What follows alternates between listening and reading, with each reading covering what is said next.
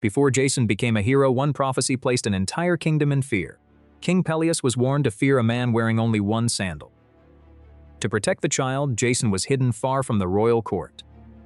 He was raised by Chiron, who taught healing, courage, and disciplined strength. When he learned the truth, Jason decided to reclaim his stolen inheritance. On the road, he found an old woman unable to cross a raging river. Jason lifted her onto his back and carried her through the current. The river stole one sandal, but the stranger revealed no concern.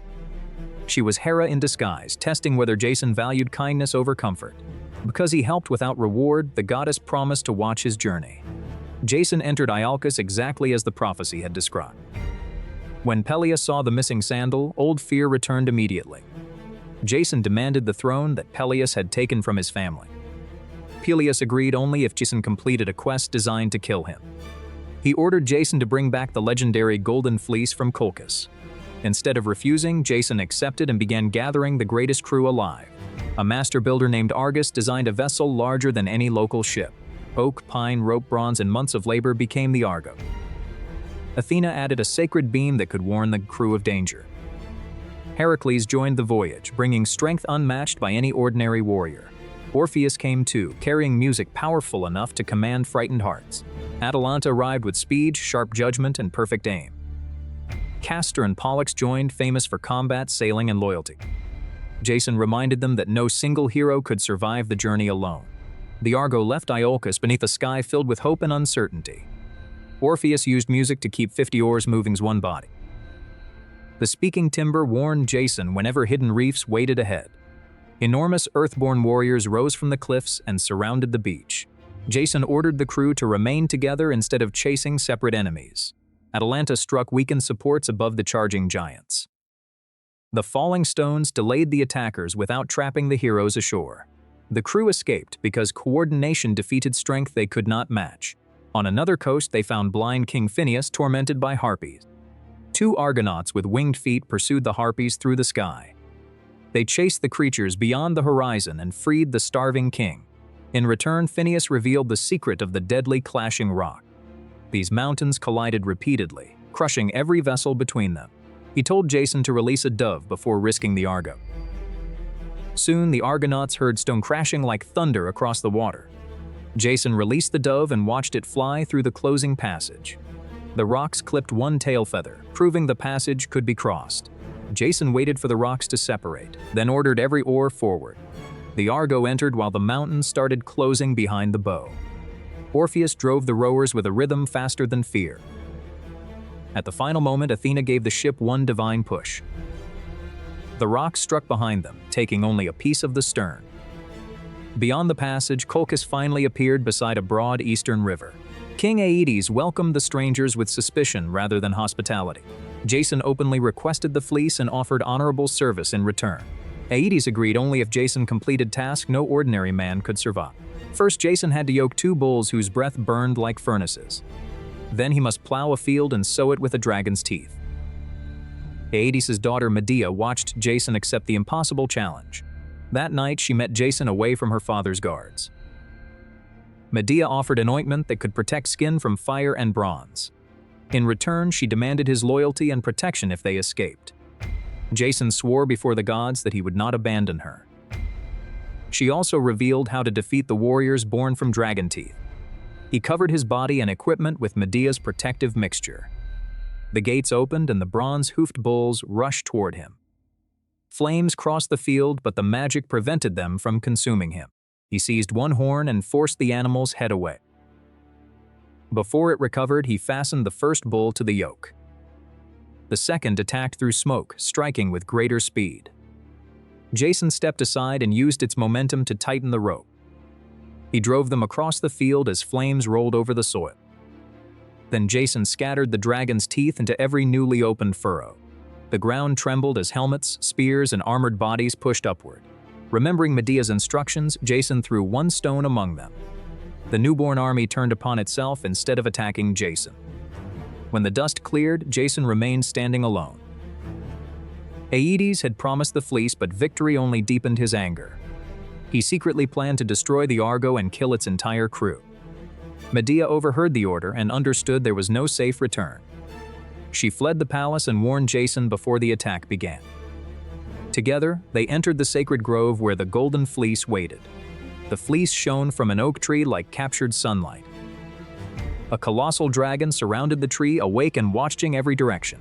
She mixed herbs whose scent could soften even a monster's mind. Medea sang an ancient spell and spread the potion through the air.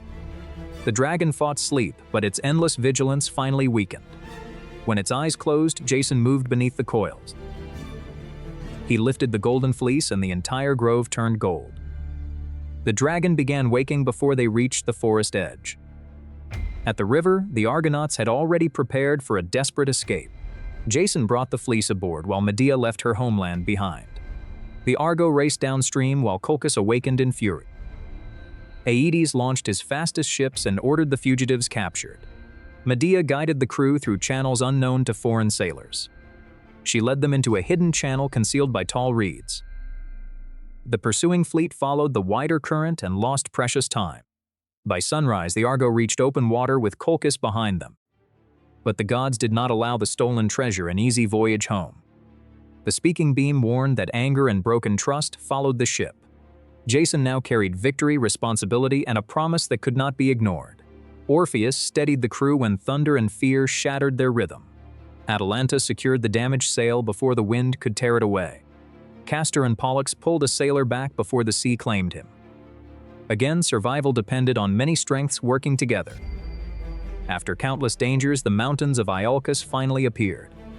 Jason stood at the bow holding proof that Peleus had failed. Inside the palace, Peleus learned that the impossible hero had returned alive.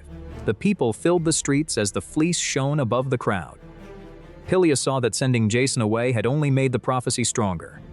Jason demanded that Peleus honor the agreement and return the throne. But Peleus refused, proving that cowardly promises survive only while convenient. The kingdom now had to choose between the ruler and the rightful heir. Jason had returned with heroes, divine favor, and a legend nobody could deny. The fleece became proof that impossible tasks could be divided and conquered. No single person had completed the quest, although one name led it.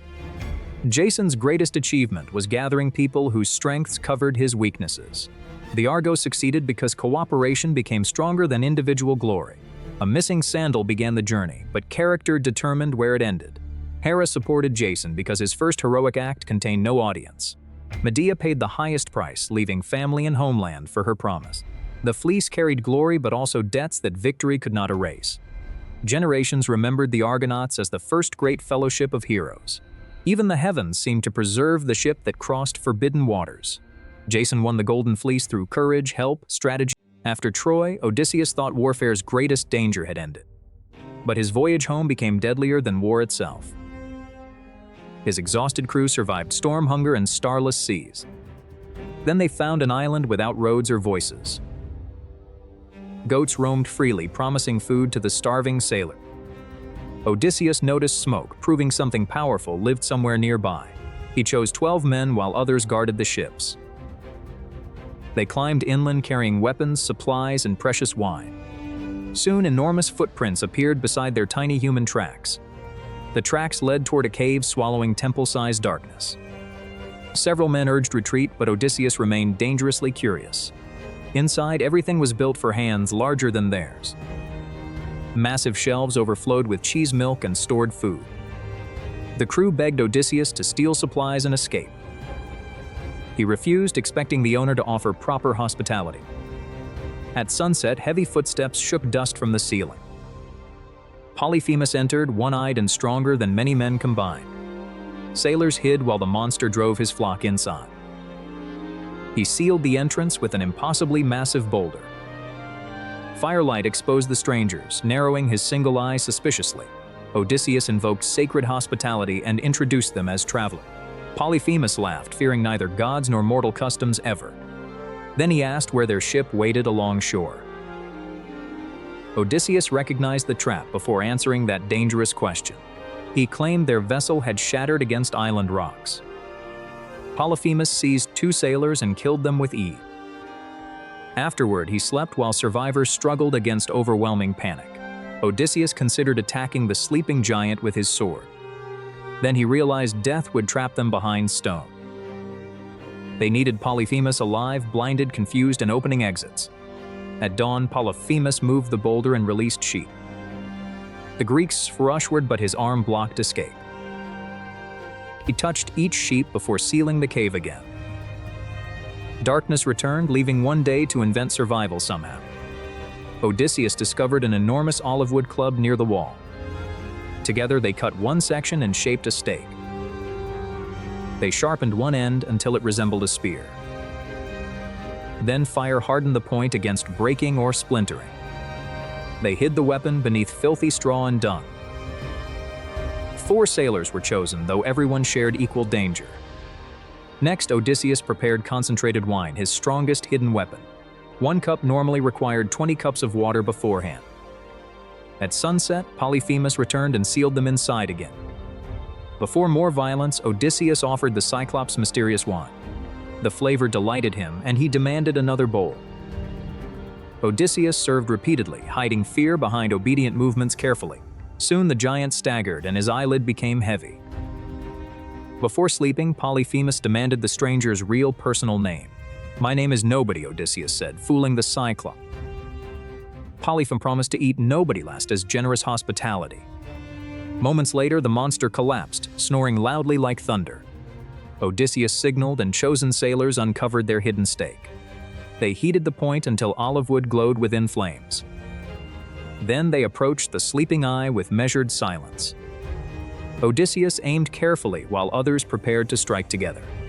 Together they blinded the eye, controlling their stone prison. Polyphemus awoke roaring strongly enough to shake the mountain. Blinded and furious, he swept enormous hands throughout darkness. The Greeks scattered into cracks too narrow for fingers. His cries summoned neighboring Cyclopes across the moonlit island. From outside, they asked who attacked him during night. Polyphemus screamed nobody was killing him through deceptive trickery. The others assumed illness and left him suffering alone. The false name transformed his warning into meaningless nonsense. But dawn arrived, and Polyphemus still guarded the exit. He opened the cave, then blocked the doorway himself. Again, he felt every sheep's back before release carefully. Odysseus studied the flock and found their final shelter. They quietly tied the animals into groups of 3. Each sailor fastened beneath the middle sheep's thick belly. Odysseus selected Polyphemus's largest and most treasured ram carefully. He clung underneath, trusting strength and the ram's patience. The first sheep approached while every hidden sailor froze. Polyphemus checked their backs, never touching shadows underneath them. One by one, the prisoners passed beneath his hands. Finally, the largest ram stopped beside its injured master. Polyphemus wondered why his favorite ram departed last today. Only thick wool separated Odysseus from his searching hand. Then the ram carried Odysseus into bright open sunlight. They drove the flock toward shore for needed supplies. The waiting crew rejoiced when survivors finally returned safely. They loaded sheep quickly while Polyphemus searched nearby hills. Oars struck water, pulling them beyond his enormous reach. Polyphemus reached shore, following sounds from the escaping ship. He tore up a boulder and aimed toward voices. The stone landed behind, pushing their ship dangerously backward.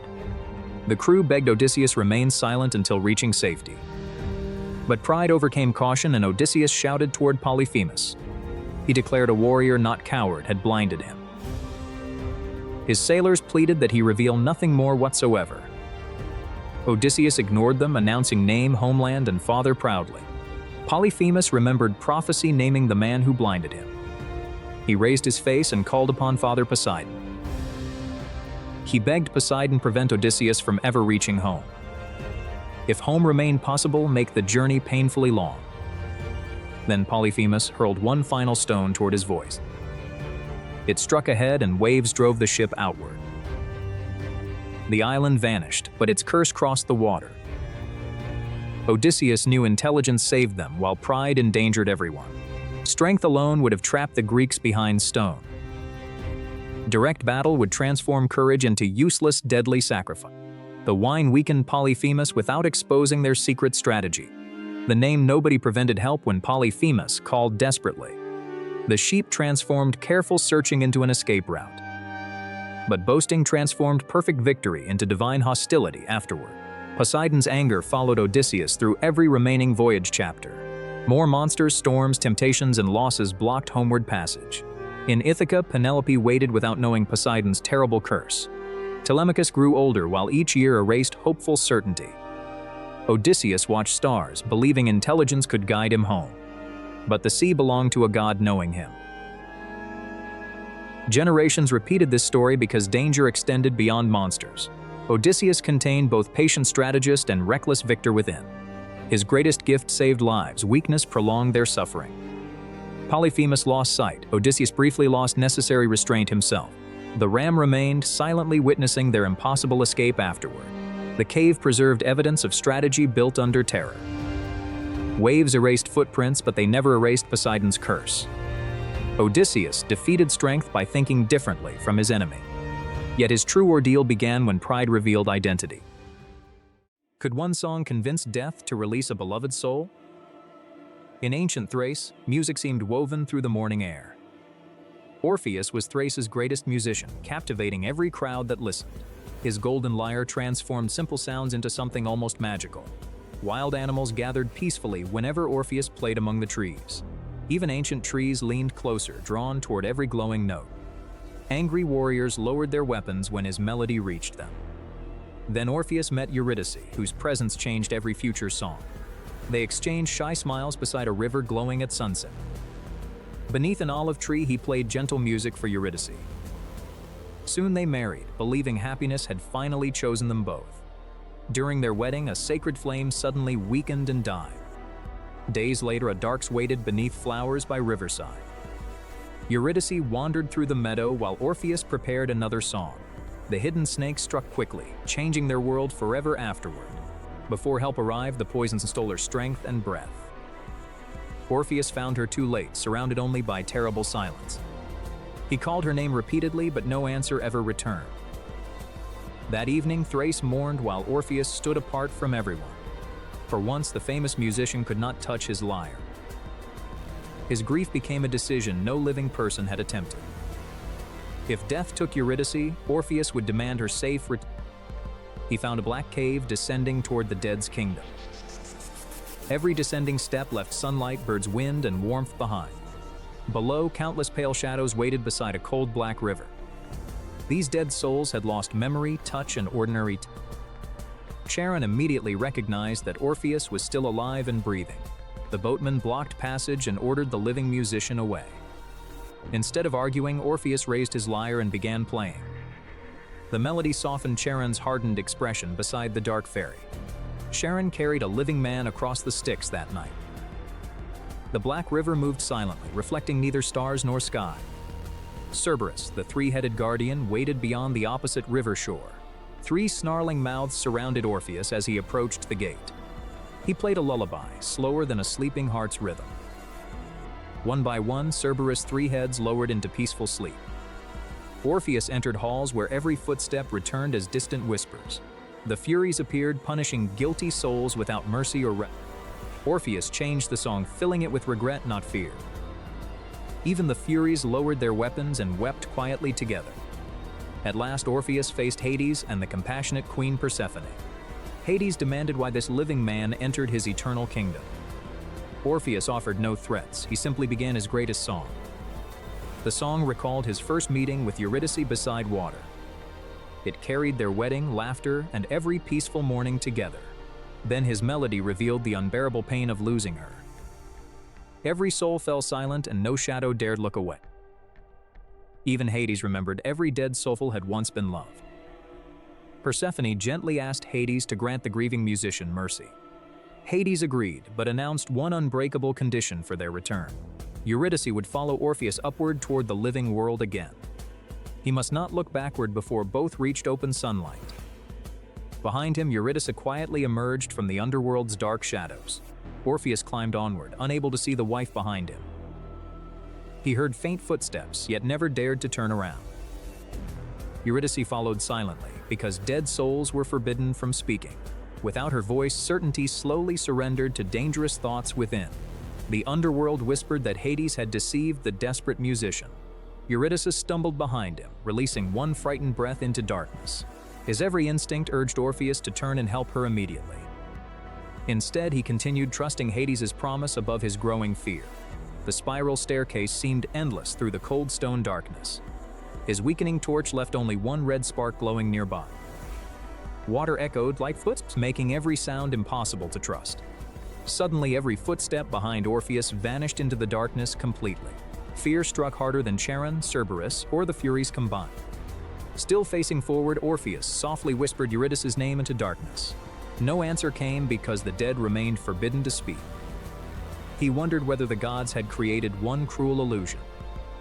Every whisper tempted him to confirm what love desperately needed.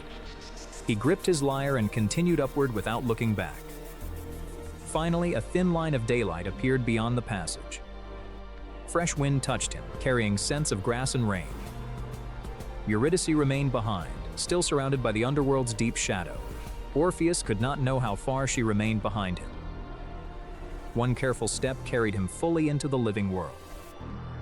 Warm sunlight touched his face, overwhelming every warning he remembered. Believing the trial finished, Orpheus turned to welcome Eurydice home. She still stood inside, reaching desperately toward the sunlight outside. For one heartbeat, their eyes met across the fatal threshold. Eurydice understood first. Hades' condition had already been broken forever. Darkness pulled her backward faster than Orpheus could reach her. Her fingers vanished, then her face, then every remaining light. Orpheus screamed her name as darkness swallowed Eurydice once more. He rushed back into the cave, desperate to repeat everything. Charon refused, keeping the distant ferry beyond Orpheus's reach forever. Cerberus guarded the closed gate, no longer calmed by music. Orpheus played desperately, yet the sealed gates never opened again. Death granted one exception and would never grant another chance. For 7 days, he refused food, sleep, and sunlight completely. At last, Orpheus returned alone beneath a gray, rainy sky. Animals followed silently, while even ancient trees seemed to mourn. He abandoned weddings, feasts, victories, and every royal celebration thereafter. Orpheus wandered Thrace, carrying one unbearable memory wherever he traveled. Every river reminded him where their love had first begun. Each sorrowful melody returned to the moment he looked backward. The hills repeated his sorrow across the entire silent land. He refused new love, remaining forever faithful to Eurydice alone. One night, a wild festival surrounded him within the forest. Revelers demanded joyful music, but Orpheus refused to pretend happiness. His refusal angered people who could not understand his grief. At first, thrown stones fell harmlessly beside his glowing music. Then drums and shouting overwhelmed the lyre's protective melody completely. When music vanished beneath noise, the lonely singer finally fell. His golden lyre floated gently downriver beneath the moonlight alone. The current carried his final music toward unseen distant shores. Death no longer frightened Orpheus as his soul descended peacefully. Beyond the gates, Eurydice waited where no condition divided them. This time, Orpheus reached her without fear, doubt, or hesitation. Together they walked, and he could finally watch her freely. The gods raised his golden lyre among the eternal stars. People found its shape above Greece and remembered their story. Their tragedy endured because love required trust during impossible darkness. Love carried Orpheus into death, but never controlled death's laws. Music softened monsters, judges, and kings, but never erased consequence. Generations repeated their story whenever love, grief, and trust collided. The lyre bridged two worlds, but could not remove choice. Its warning remains: near the end, doubt becomes most dangerous. Orpheus nearly defeated death, then lost everything through human doubt. Every faithful love song still carries Orpheus toward the light. On the island of Crete, beneath a golden sunrise, a new tragedy quietly began. Hidden inside the palace, where freedom felt more distant than the horizon, one was Daedalus, the brilliant inventor who had built wonders for kings. The other was his son, Icarus, and hungry for the world outside. Their prison was not a cell of iron, but a high stone workshop under watch. Icarus stared through a narrow window and watched birds drift freely across the sea. Daedalus understood a cruel truth: King Minos would never let them leave alive. The king had once praised Daedalus when it knew too many secrets. After the labyrinth and its horrors, Daedalus himself proved his own genius. Night after night, father and sat in silence, listening to the sea they could not. Icarus could not bear it much longer, youth captivity into a fire inside the chest. There must be a way out, he insisted, refusing to believe that stone walls had won. Daedalus said nothing at first, but his eyes followed the birds beyond the tower. Birds crossed the sky without permission, without maps, and without fear. Then the answer arrived not through strength, but through observation. If the sea was guarded and the roads were sealed, then only the sky remained. Icarus watched his father gather feathers and felt hope flicker for the first time. Daedalus sorted the feathers carefully, to the smallest like pieces of a puzzle. He melted wax over a tiny flame and prepared to shape a miracle. String, wood, and wax came the bones of something impossible. Side by side, father and son worked in secrecy, building hope feather by feather. The king's guards remained careless, never imagining escape could come from above. Slowly, two enormous wings began to take shape across the dusty workshop.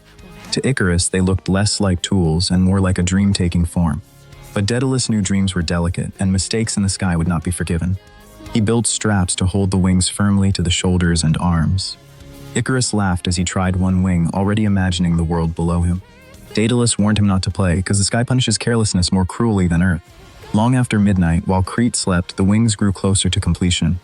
At dawn, two pairs of wings stood ready against the wall like captured pieces of heaven. Icarus stared at them in disbelief, as if freedom itself had entered the room.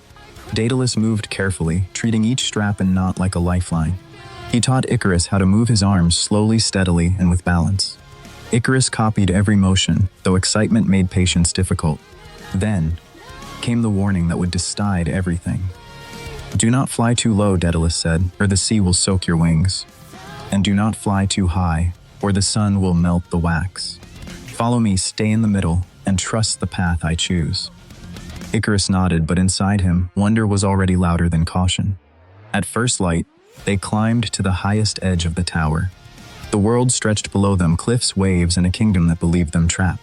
Daedalus tightened every strap on his son's wings with trembling hands. Icarus smiled, fearless in the way only the young can be. Daedalus stepped into the air first, and for one breath the world held still. Then the wings held, and he glided above the sea like a living bird. Icarus leaped after him, heart-pounding, leaving prison behind in a single bound. For a terrifying moment he dropped, then the wings caught the wind. Suddenly, father and son were flying together above the shining sea. Far below, the palace guards looked up in disbelief and shouted in panic.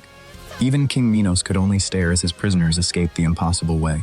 The sky opened around them, vast, clean, and freedom tasted brighter than sunlight. Icarus laughed in pure joy, overwhelmed by the thrill of flight. Daedalus flew ahead, but kept turning to check on his son.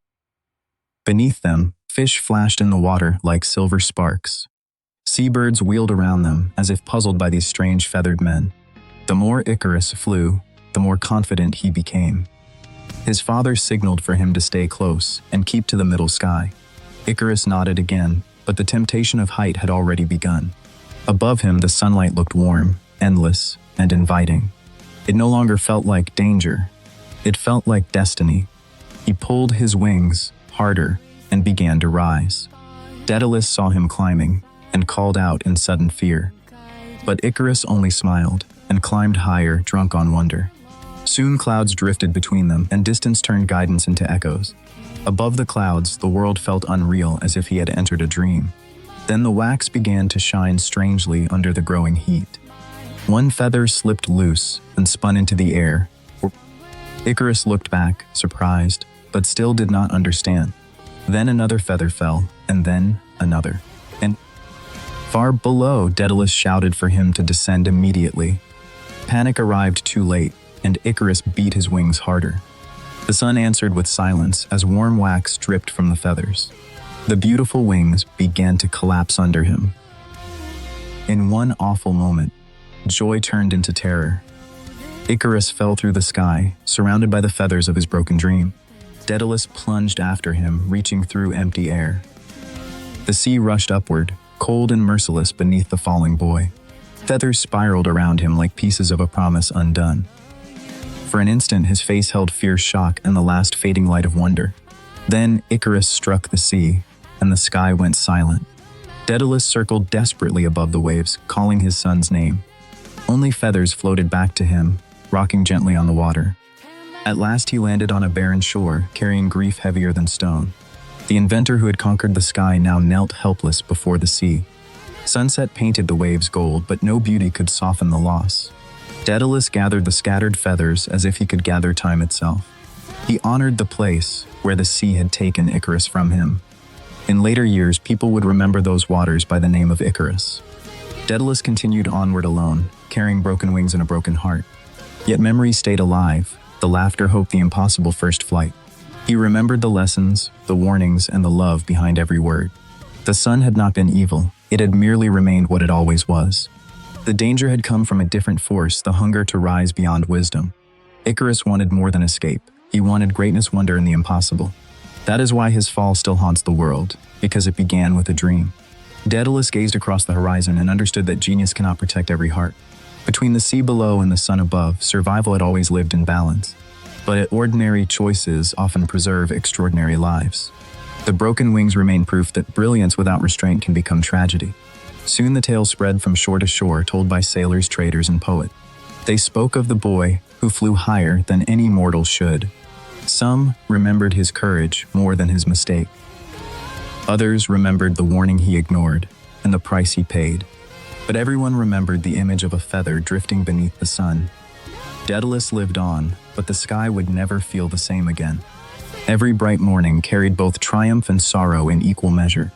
For every parent, the story carried another pain the moment guidance is no longer enough. For every young dreamer, it carried a challenge to chase wonder without abandoning wisdom.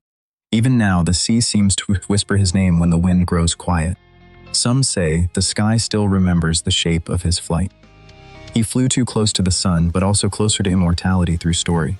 His journey lasted only moments, yet its lesson survived for centuries. A single feather can lift a dream, or mark where one was lost.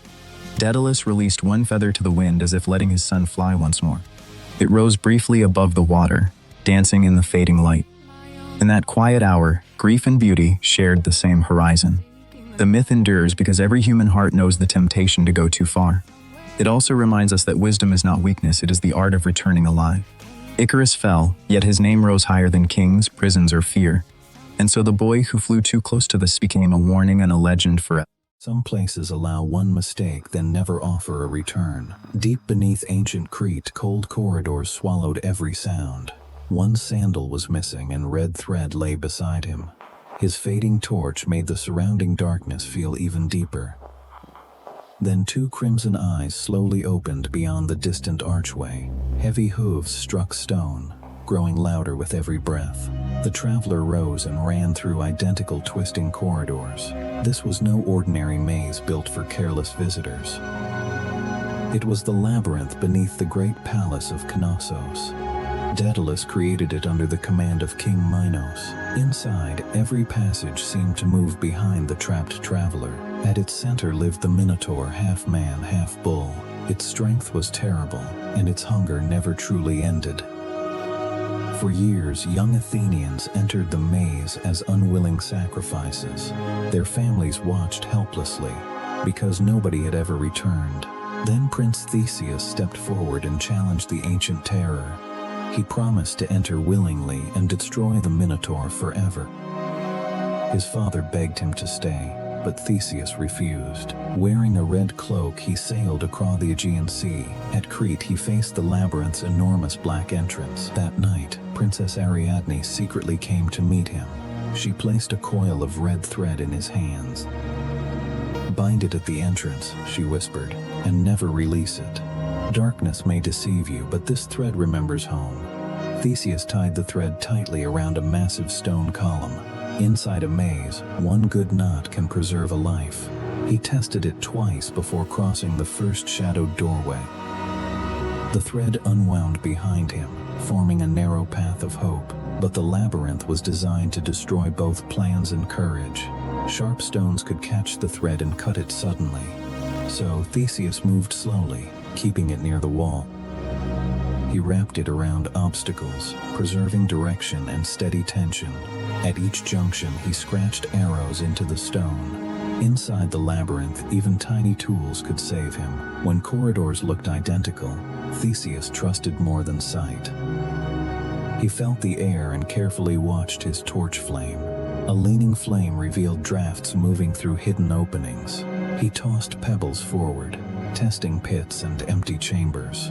Sometimes he pressed his ear against the freezing walls. Echoes carried dripping water, falling stones, and distant breathing.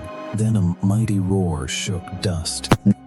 The Minotaur had caught the scent of a stranger. Theseus lowered his torch and hid behind a broken corner. Fighting inside that narrow corridor would mean certain death. The creature heard clearly, smelled fear, and shattered solid stone. To survive, Theseus would make the maze fight for him. He moved silently between pillars, ruins, and shadowed openings. Broken statues and black stains became landmarks in memory. When his torch weakened, he replaced the burning cloth. He drank carefully, saving water and strength for later. Panic made lost people run until their light vanished. Theseus slowed his breathing and kept his thoughts steady. An unusual draft led toward a chamber with many openings. Fresh air strengthened the flame and cleared his breathing. One sealed passage weakened both the fire and his chest. Theseus avoided it and followed the cleaner current downward. There he discovered an underground stream beneath low stone. Water might lead outside or deeper into a grave. He studied its direction before crossing an ancient wooden ladder. Every cracked stone was tested carefully with his spear. A hidden floor collapsed into darkness directly before him. Because he tested first, Theseus remained safely above the pit. Across the stream, heavy hoofprints covered the dusty ground. Animal smells and scratched walls revealed the Minotaur's territory. Theseus dimmed his torch and drew his bronze sword. In its reflection, two red eyes watched from behind. He refused to attack because surprise remained his greatest weapon. Instead, he threw a stone into the opposite passage. The sharp echo immediately drew the Minotaur away. Theseus slipped behind it and hurried through another corridor, but the monster turned and smashed through the separating wall. Stone exploded outward as its roar shook everything nearby. Theseus used pillars as shields and ran in zigzags. Whenever it accelerated, he changed direction at the final moment. One horn passed close enough to tear his cloak. The creature slipped and crashed violently into a stone column. Theseus recognized the weakness inside its enormous strength. Anger made the Minotaur powerful, but also dangerously predictable. On the dusty floor, Theseus mapped the nearby passages. He selected a narrow route beside a cracked supporting pillar. Then he entered the firelight, displaying his torn red cloak. The Minotaur bellowed and charged directly toward the prince. Theseus ran through a doorway and around the damaged column.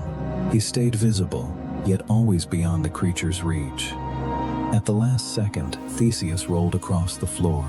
The Minotaur's horns buried deeply inside the weakened pillar. Theseus wrapped an old iron chain around the support. He pulled hard, then cut through the rusted fastener. A massive collapse separated him from the furious monster. Yet the Minotaur broke through and the chase continued. Theseus crossed a deep gap using a hanging chain. He tested every link and carefully balanced his weight. Below, the Minotaur found another path through the darkness. He squeezed through a tunnel covered with ancient spider webs. Strong wind touched his cloak, promising open space ahead, but the opening led directly into the labyrinth's center.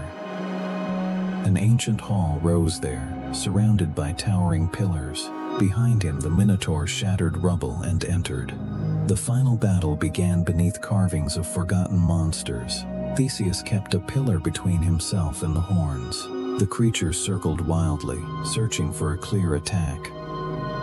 Suddenly it changed direction, and Theseus lost his footing. His sword flew away as claws struck the floor. He rolled beneath the attack and recovered his weapon. Then Theseus climbed higher and waited for one final charge. The Minotaur lowered its head and thundered toward him. Theseus leaped aside, and both horns pierced cracked stone. The trapped creature struggled, but the pillar held firm. Theseus climbed its back and tightened rope around its neck. Every violent movement pulled the rope tighter around it. Theseus struck beneath its shoulder with his remaining strength. One final roar crossed the maze, then disappeared forever. But victory meant nothing unless Theseus escaped the labyrinth. He found Ariadne's thread and patiently followed it backward. Moonlight finally appeared beyond the last broken doorway. The surviving Athenians followed the red line into freedom. Ariadne waited outside, holding the thread's glowing end. Theseus defeated the monster, but the thread defeated the maze. From that night, Ariadne's thread became an eternal symbol. Long before legends, prophecy terrified ancient Argos completely. King Acrisius learned his grandson would someday kill him. To escape fate, he imprisoned him inside a tower. Soon, Danae held Perseus and became panicked. Acrisius avoided murder, choosing the cold, dangerous sea instead. Danae and Perseus drifted inside darkness through violent waves. For days, the ocean carried them beyond familiar maps. Fisherman Dictys discovered their chest beside Seriphos at sunrise. Perseus grew among fishermen, learning strength without royal privilege. He became brave, loyal, and quick to defend others. Polydex desired Danae and quietly hated her protective son. The king cleverly hid a deadly challenge inside celebration. Mockery pushed young Perseus toward one reckless, proud promise. Perseus vowed to return, carrying Medusa's deadly severed head. One direct glance from Medusa could petrify living victims. Polydex accepted, convinced this impossible quest would kill Perseus. Perseus had courage, but courage alone could never succeed. Hermes appeared beside the restless sea in silver light. Athena joined him, bringing wisdom and disciplined warfare skills. Athena presented Perseus a brilliantly polished bronze reflective shield. He would fight through reflections, never meeting Medusa's gaze. Hermes offered a curved blade capable of cutting immortals. First, Perseus needed to locate the mysterious ancient Graeae. 3 ancient Graeae sisters shared one glowing eye together. Perseus waited until none of the sisters could see. Then he seized their eye between 2 waiting hands. He withheld their sight until they revealed the path. Finally, they described a hidden valley beyond northern mountains. Beyond icy peaks, Perseus discovered a secret green valley. The nymphs welcomed him, already understanding his dangerous purpose. They gave Perseus winged sandals for traveling through air. They offered Hades' helmet, making its wearer completely invisible. Finally, a magical bag could safely contain Medusa's head. Perseus practiced flying low before trusting the open sky. He tested invisibility until even nymphs lost sight completely. Athena warned preparation separates true bravery from reckless suicide. At dawn, Perseus flew westward following the god's directions. A jagged island emerged beneath thick and threatening fog. Its shore held statues that once were living men. 3 Gorgon sisters slept inside ruins, only Medusa mortal. Even sleeping, Medusa's twisted and tasted the air. Perseus lowered the helmet and vanished across temple stones. He moved slowly because sound could reveal invisible footsteps. His eyes remained fixed upon the shield's reversed reflection. One serpent sensed warmth where no visible body stood. Perseus stopped breathing, becoming still among surrounding statues silently. With each step, Medusa's reflection grew increasingly larger nearby. Then one golden eye opened inside the shield's reflection. Medusa awoke, but invisibility still concealed the approaching hero. Perseus circled silently, refusing every instinct to look directly. Her gaze swept the chamber, petrifying anything moving nearby. When Medusa turned, Perseus entered the final striking range. Watching only reflections, Perseus swung one decisive curved arc. The blow ended Medusa, but her deadly power remained. From that impossible moment, winged Pegasus suddenly appeared alive. Perseus guided Medusa's head safely inside the magical bag. Her immortal sisters awakened, screaming across the entire island. Still invisible, Perseus fled while claws struck empty space. Winged sandals lifted him upward through the shattered roof. The Gorgons followed, guided by scent, sound, and grief. Perseus flew between cliffs, letting fog conceal his direction. He dropped stones below, creating false splashes across water. The sisters attacked splashes while Perseus climbed above clouds. Only after escaping completely did Perseus remove the helmet. On distant shores, Perseus encountered Atlas guarding golden fruit. Atlas feared prophecy and denied the exhausted hero shelter. Insultius offered proud Atlas one final clear warning. When Atlas attacked, Medusa's gaze turned him into stone. Perseus crossed violent storms toward the kingdom of Ethiopia. There, Andromeda stood chained beside the raging coastal sea. Her kingdom had offered Andromeda to a terrible monster. Her mother's pride offended sea gods, bringing terrible punishment. Now a sea creature rose to claim the princess. Perseus could flee, but heroism rejected the easiest path. He cut Andromeda's chains and ordered her upward immediately. Then Perseus launched forward as the monster broke through. The creature snapped, throwing enormous walls of water skyward. Perseus attacked overhead, but armor deflected his blade harmlessly. Its sweeping tail shattered stone where Perseus had hovered. Realizing strength failed, Perseus reached for Medusa's final weapon. Behind his shield, Perseus carefully opened the dangerous bag.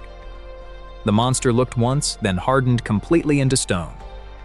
Its stone body crashed down, ending Ethiopia's terror forever.